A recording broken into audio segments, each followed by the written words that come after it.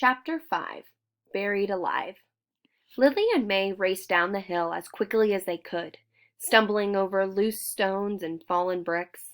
They weaved through families with bundles over their shoulders and climbed over twisted street car tracks. Shattered glass crunched under their shoes. When they reached the Wong's family's small grocery store, Lily stopped and gasped. The fruit stands in front of the building had collapsed. Oranges and melons spilled down the sidewalk. The store was a heap of beams and bricks and dust. "Little brother!" May screamed into the rubble.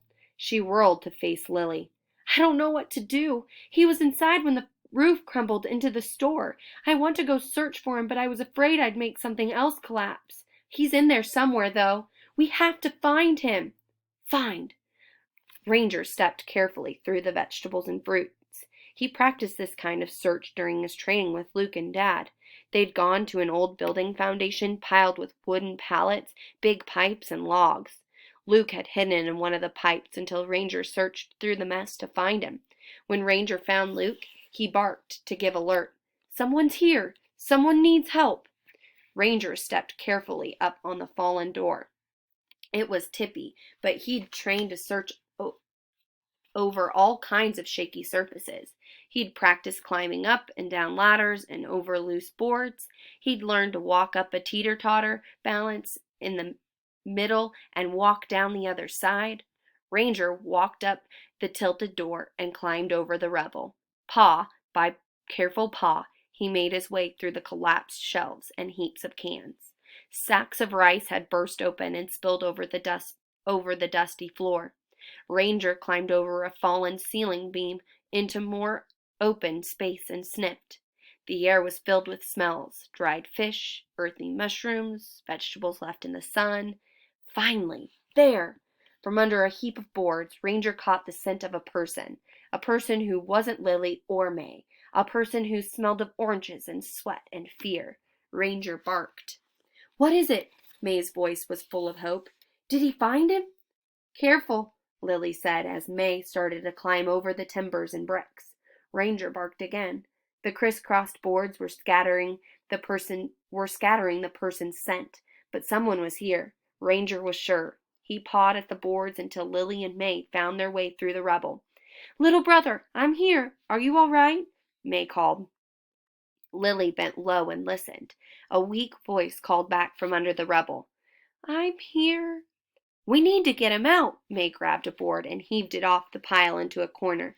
Lily flung brick after the heap until a small, dirty hand poked up from the opening. "Lee!" Lily cried. "Hold on! We're going to get you out!" Ranger stood, waiting, watching out for the flying bricks until the girls uncovered May's brother. But his legs were still pinned under a heavy shelf that had fallen from the wall, and his eyes were closed.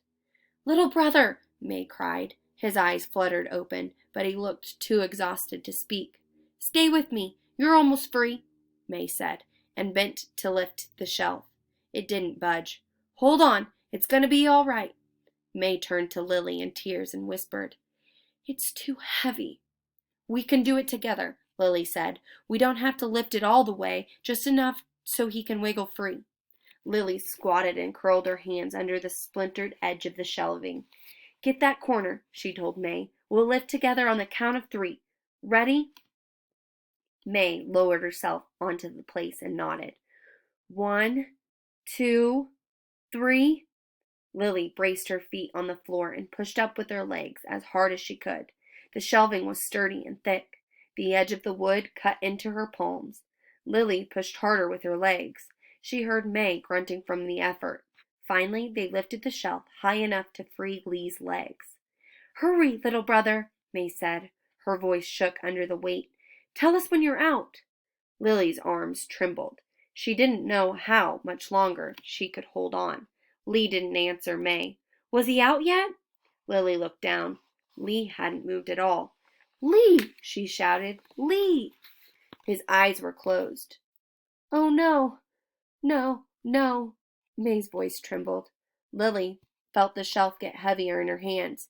"May, hold on," she cried. Ranger barked. Lily staggered under the weight of the wood. "Go get him, dog. Please, go on. Get him up." Ranger jumped over the edge of the shelves and crouched at Lee's side. He barked again, but the boy didn't open his eyes. Sometimes Luke didn't like to get up in the mornings when it was time for school. When he slept through his noisy alarm clock, Ranger would jump on his bed and lick him awake. This wasn't the same. Ranger could tell. This boy was hurt, but he had to wake up to get to safety, so Ranger barked again. Then he bent down and licked the boy's face until his eyes opened. "Pull yourself out," May shouted. "Hurry!" The boy's eyes grew wide. He rose onto his elbows, but his face twisted in pain, and he fell back. "I can't," he gasped. "It hurts. I can't move." "You have to," Lily cried. She didn't think she could hold on much longer.